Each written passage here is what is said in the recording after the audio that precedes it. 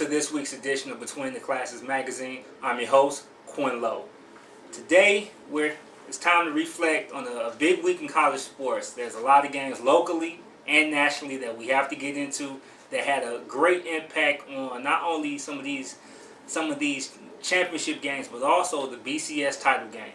But first, we're going to start local as the USF Bulls take another one on the chin against the UCF Golden Knights in the Battle of I-4.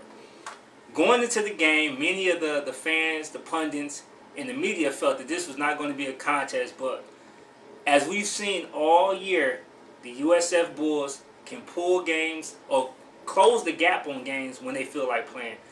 The game ended up being the 23-20 score, but actually it was a lot closer than that. The Bulls were driving to potentially either take the lead or score when freshman quarterback Mike White was intercepted again. Tough break for the Bulls, but there are some good things to take away from it. The defense was able to force 5 turnovers, 2 interceptions coming against a normally short-handed quarterback, Blake Bortles. Mike White ended the game 15-34 for 211 yards and 2 touchdowns. And this is a situation, for those who have been following the USF program very closely, how up and down the quarterback position has been. So for him to be able to come towards the end of this first year as a quarterback with a good game against a team that many are predicting to go to a BCS Bowl, this is a great foundation for Coach Taggart and the rest of the Bulls program. Marcus Shaw, in closing his career as a USF running back, had 67 yards. And once again, while he hasn't been able to kind of rebound from that injury that he had against Cincinnati, he's become that calming force in the backfield for the Bulls. Also having a great game was Andre Davis, the local star, 7 catches for 87 yards. Since this is a local team, I'll give you some of those UCF stats. Blake Bortles was 17-26, 219 yards, 2 touchdowns, but 2 costly interceptions and a couple of fumbles that almost gave the game away for the Golden Knights. Yes, and I'm still calling them the Golden Knights, even though they dropped the Golden. Storm Johnson, formerly of the University of Miami, had 10 carries for 62 yards, and Steinbach had 6 catches for 69 yards. The USF Bulls closed this season against the Rutgers Scarlet Knight in a game that will actually mark the end of a matchup as the Knights head off to the Big Ten country. This is a great opportunity for the USF Bulls on the road to kind of end the game in this 2013-2014 season on a high note. We all know everything that Coach Taggart talks about is building foundations, and if they can somehow get this victory, this would be a great opportunity for the staff, the players, especially the returning players, to be able to send the seniors out with a victory and kind of reestablish some of the recruiting issues that they've been having recently. I'm not sure. I can't report how true it is, but I've heard some rumblings and I have some insider information that are saying that some of these recruits that are already committed to USF are contemplating switching to other schools. Coach Taggart has to get this under control, because if you can barely keep the guys that are on your team right now, or keep guys interested in the program, there's no room for you to get better as the years go on. And that bus is going to be very empty if he doesn't get things together. We'll take a quick break, and when we come back, we'll discuss some more must-see games for this week and do some more recaps about some of the big games last week. Hello, my name is Toby Scott. Hello, my name is Enrico Chow. And I'd like to congratulate all the new businesses out there, and from Chow Scott Keysakes. What we provide in the Tampa Bay community is we provide headshots, banners, business cards, and postcards. And on our link, on our website link, you can also click the which one that best fits you, and we'd like to hear from you soon. Congratulations. Welcome back. Once again, I'm your host, Quinn Lowe, for Between the Classes magazine. And 2 games that arguably, depending on what side of the country that you reside in, have to be considered the greatest rivalries in college sports. The Iron Bowl, Alabama versus Auburn, turned out to be a upset alert. Auburn went into the game a heavy underdog and only seemed to be a stepping stone for the Crimson Tide as they prepare to get ready to go to the SEC Championship and also potentially prepare themselves to play FSU in the BCS title game.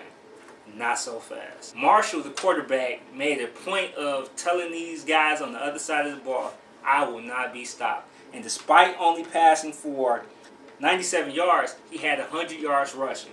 In addition to the 100 yards rushing provided by him, Trey Mason, who's been a very consistent running back all season, combined, chipped in 164 yards. Now you would think those numbers are not spectacular, and considering how strong and how powerful the Alabama defense and the offense has been all season, that would be enough. But that 21-7 lead coming out of the third quarter by the Crimson Tide was not enough. A.J. McCarron actually a lot of people have called him the dark horse, we're calling him the dark horse Heisman contender outside of Jameis Winston, considering the uncertainty of everything's going on with his life.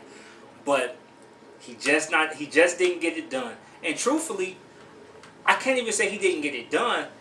It all boiled down to a questionable decision by one of the greatest coaches in college football. 1 second left, tie game, 28-28. Do you go into overtime, or do you try to kick a long field goal from a kicker that really had not been doing well all season? Conventional wisdom says you take the knee, you go into overtime, and you let your offense and your defense show Auburn who truly is the king of the state. That ego that Nick Saban carries within his big head, figured that it was too much. I'm going to go ahead and try to end it right now, kick the field goal. And one of the most spectacular plays that is rarely seen in college football, a return on a field goal attempt with 1 second left. They only gave him 100 yards, but he was deep into the end zone, so truthfully it could have easily been a 105-plus yard return.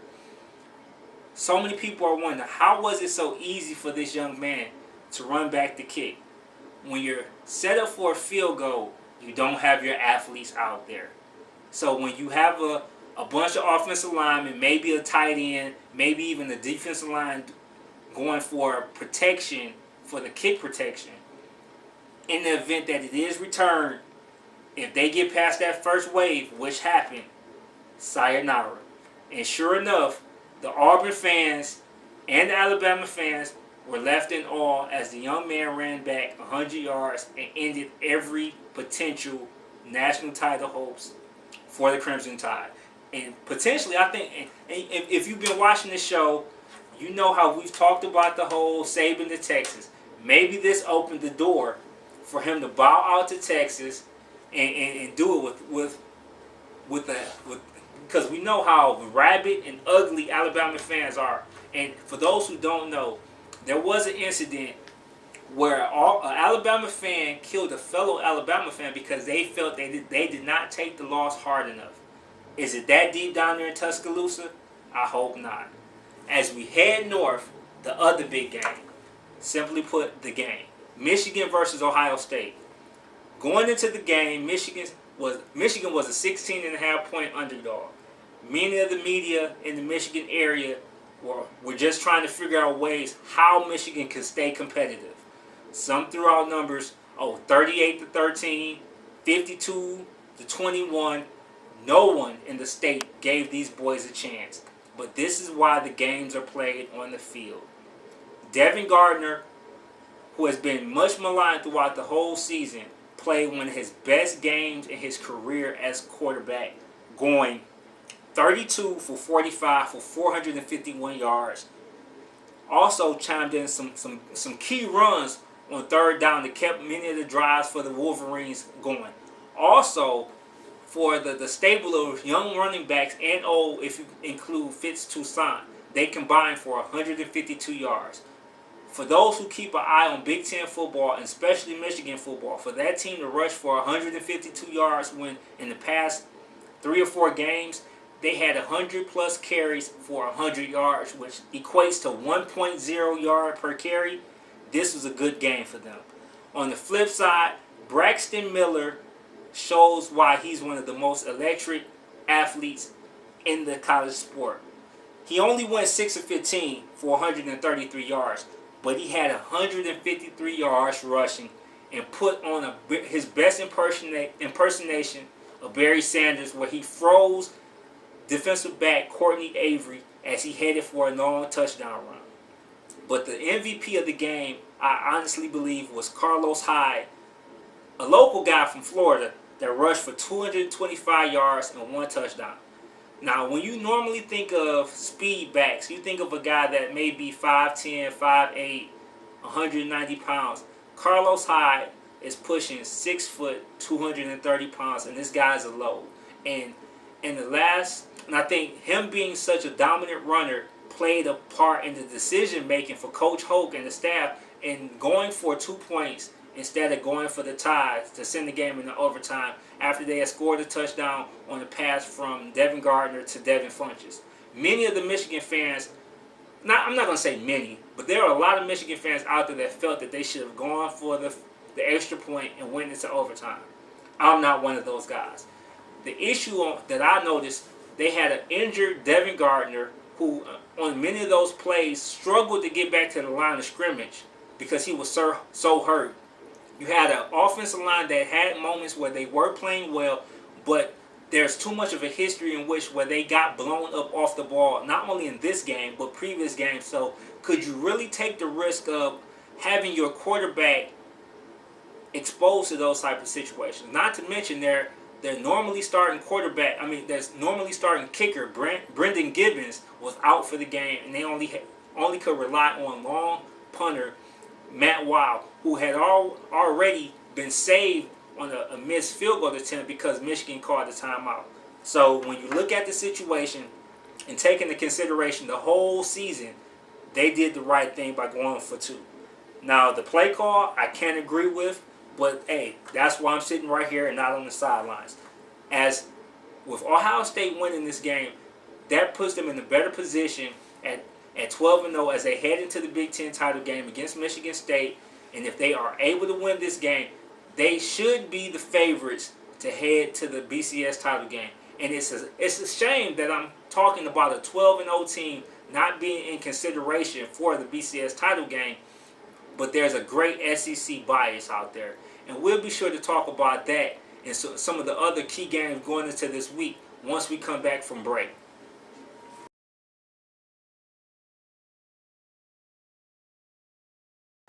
Welcome back. Once again, I'm Quinn Lowe, and this week's conference must-see games are sponsored by CVOD. First up, it's the ACC Championship game. For those local to Florida, this game means a lot, especially for those Florida State Seminole fans. This is a matchup of a team in the Seminoles that many predicted to be there versus an upstart Duke Blue Devils football program. I am not talking about basketball. This is football. This is a Duke Blue Devil team that went 9-2 and surprised many fans who thought that it would be either the University of Miami or Virginia Tech. No, this Duke Blue Devil team has been playing scrappy all season, and after last week's 27-25 victory over local rival UNC, it puts them in position to play spoiler. Everybody is already kind of riding Florida State into the championship game out in Pasadena, but please do not overlook the Blue Devils. While they may not have the stats that everybody else is bringing to the table, they do have some very capable stars. First up, we have Jamison Crowder, the wide receiver for the Blue Devils. 88 catches, 1,100 yards, and 7 touchdowns. Throwing to him is Anthony Boone, the quarterback, with 1,600 yards and 10 touchdowns. And in the backfield, they have Jayla Duncan with 546 yards. I'm trying to convince myself that this is going to be a close game, but I know better. Florida State is on a mission. They have too many athletes. They have too many weapons led. We all know about famous Jameis, the 3,400 yards, 35 touchdowns. The only thing that is stopping him from the Heisman Trophy already being etched in his name is that unfortunate situation that we won't talk about right now. They have many weapons in the backfield. Devontae Freeman, James Wilder Jr., the local Tampa athlete, the three-headed monster at receiver, Rashad Green, Kelvin Benjamin, and Kenny Shaw. Pick your poison. And this is why a lot of people, in spite of the loss to Alabama, in spite of Alabama losing, many feel that the only true competition that Florida State has once they get past Duke and enter into the BCS title game were the Crimson Tide. Not Alabama, not Auburn, not Missouri, not Ohio State. So be on the lookout to see if some shenanigans take place or there's some upsets, because a lot of people, and I'm going to jump, this will lead me to the next game, a lot of people are calling for an upset in the Big Ten championship game. And that's between the Michigan State Spartans, boo, and the Ohio State Buckeyes. Is it possible for this game to end in a tie? Is it possible for everybody to just be suspended for the game and nobody plays and it don't count? Yes, I'm showing my Michigan bias. Who cares? I can do it. But this should be a real good game. And honestly, just being objective, I really think Michigan State has enough on the defensive side of the ball to give Ohio State the fits. The one thing about the Michigan State defense, they play rough, they play tough, and they have great defensive line play and definitely even better linebacker play, and arguably two of the best cornerbacks in college football, and DeQuest Denard and a couple other guys back there. Raleigh Bullock is a good linebacker. And then they have Shalik Calhoun, who's one of the best defensive linemen in the Big Ten. I really think that side of the ball, combined with the fact that Connor Cook, who has finally taken reign of the quarterback position, he ended the season with 2,119 yards, 17 touchdowns. Langford, the running back, has 1,200 yards rushing. And many thought that they weren't going to be able to find somebody to replace Le'Veon Bell.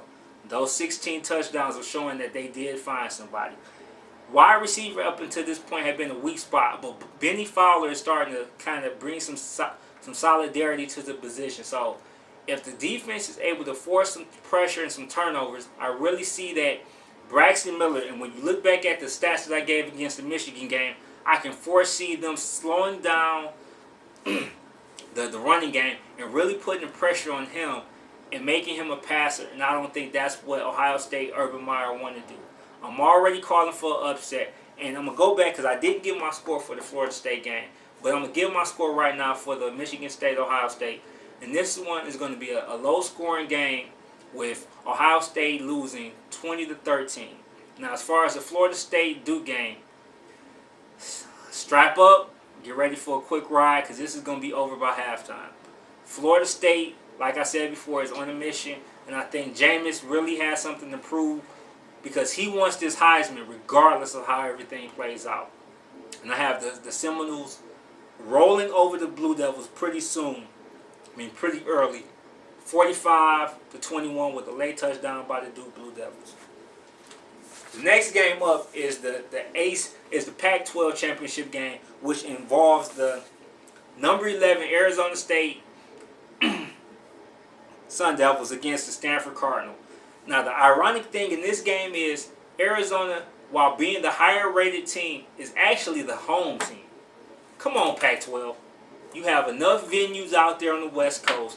Why are you still playing these games at the school's venues? This game should be played at a neutral site.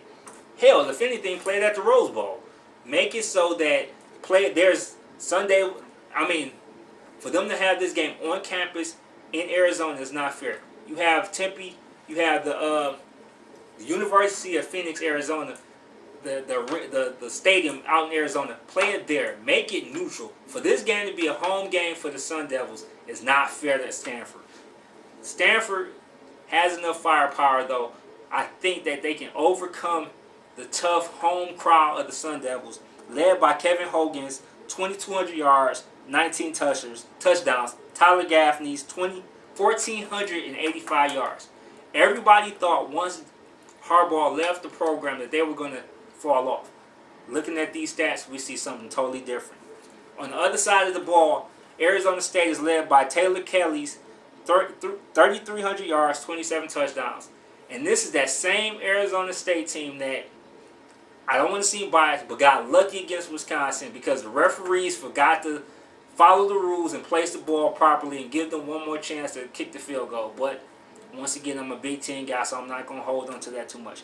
But the biggest issue going into this game is the fact that Arizona State's leading rusher, Marion Grice, will not play. Up until this game, he had 996 yards and 14 touchdowns. That will be hard to replicate with the backups. And I think that Arizona State, even with the home crowd, is going to face a buzzsaw with the Stanford Cardinal defense, and Coach Shaw has these boys ready for another BCS berth, preferably the Rose Bowl. And I have a matchup. This will set up a matchup between two great defenses with Stanford and Michigan State. And this will be, while a lot of the fans that look for their sexy points, the sexy style points, may not watch this, true football fans will have to tune into this Rose Bowl game on January 1st to see the Stanford Cardinals against the Michigan State Spartans. I have the Cardinals winning 24-17 with the late touchdown to give them the lead. Another game that would potentially decide the conference champion is an in-state battle, Oklahoma versus Oklahoma State. A lot of people out in Oklahoma are trying to make sure that word spoiler is not applied to Oklahoma. While they are having a down season, and a down season for them is 2 losses, they go into this game realizing this is a rivalry game, and they have an opportunity to catapult themselves to a better than average bowl game. So they're not looking at this, oh, we're trying to stop Oklahoma State from going to a BCS bowl and representing the conference. They still have a lot to play for. Led by Blake Bells, 1,500 yards passing. The Belldozer has actually come into his own as a passer, but they're still heavily reliant on that run game. Some of the yards that he provides as a rusher, as well as Brennan Clay's 800 yards. On the other side of the ball, Clint Shelf of Oklahoma State comes into the game with 1,500 yards, 14 touchdowns, and Desmond Rowland is the leading rusher.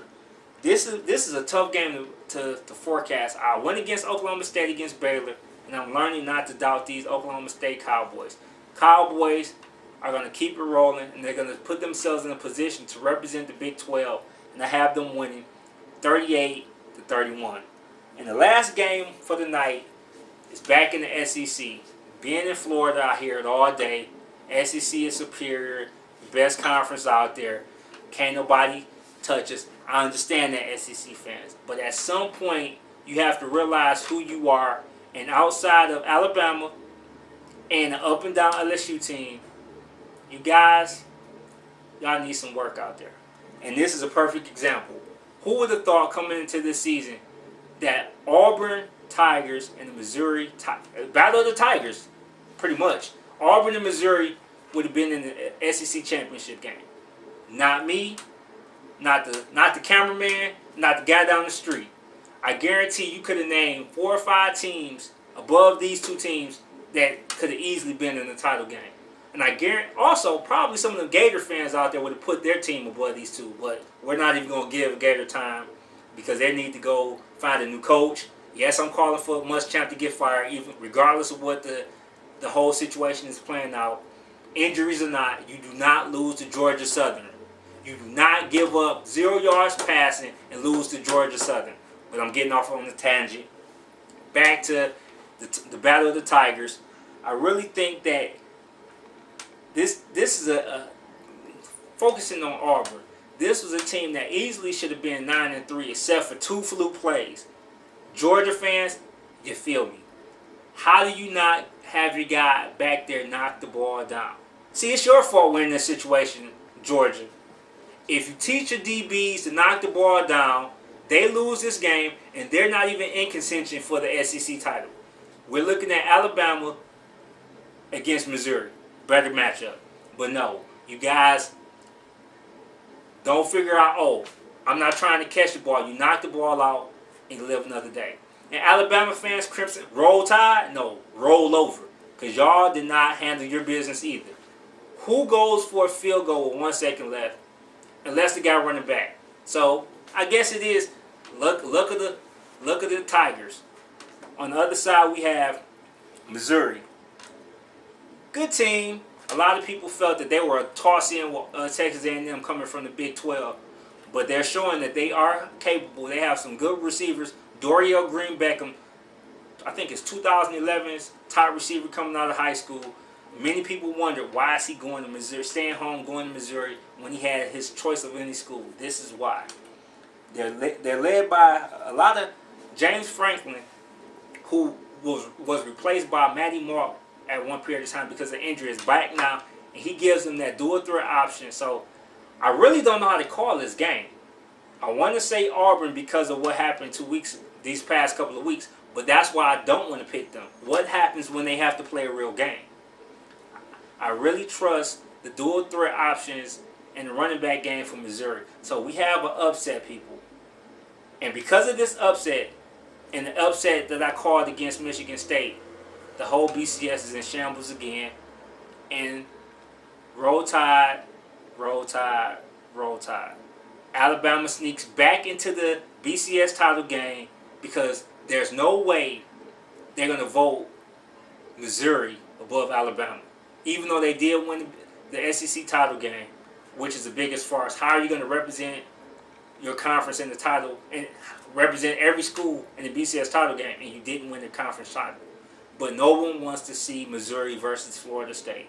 So with this upset of Missouri beating Auburn and dashing their title hopes, and Michigan State beating Ohio State, this opens the door again for A.J. McCarron, Nick Saban, and the rest of the Crimson Tide to sneak back into the title game and face Florida State.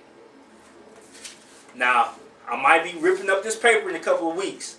Actually, next week, because everything went according to plan, and I'm the one looking like a fool. But I'm willing to take that edge, step out on that limb, and be the one that nobody likes.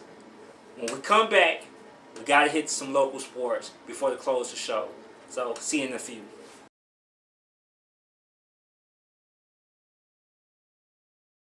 Welcome back. I'm your host, Quinn Lowe for Between the Classes magazine, and it's time to get into local sports. HCC and USF have the week off, but there are some big sports going on down at the University of Tampa. The women's volleyball team is hosting the South Regional Division II Championship, and it includes teams as the number one seed going into the bracket. The record of 29-1, 16-0 in the Sunshine State Conference. They are the number one seed, and they will be facing the Kentucky State Thoroughbreds, who are 23-18. That's the number 8 seed. The number 2 seed is Palm Beach Atlantic, and they will be facing number 7 Rollins. The number 3 seed is Eckerd, and they will be facing West Florida. And the number 4 seed is Florida Southern, and they will be facing another local school, St. Leo. For those who are sports fans, even if you don't really understand volleyball, I really suggest that you come out this Friday. The first game kicks off at 12 p.m. and there's games at 12 p.m., 2:30, 5, and the matchup of the number 1 seed will start at 7:30. The semifinals will be the next day at 4:30 and 7 p.m. and the championship will be at 7 o'clock on Sunday. That's a lot of sports, so I suggest if you have nothing to do this weekend, please come out. And also, there are some high school sports. The high school football championship is winding down, and we have a couple of local teams heading down to Orlando, Plant High School as well as Armwood. So please be sure to support all of our local sports.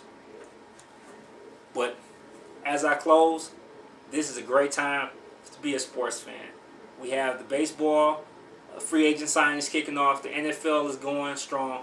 NBA is going strong. And as we begin to wind down, college football, college basketball ramps up. So if you're a sports fan, you should be able to find something coming on. And I hope you didn't eat too much turkey. Thank you again for watching Between the Classes magazine. And I'm your host, Quinn Lowe. Good night.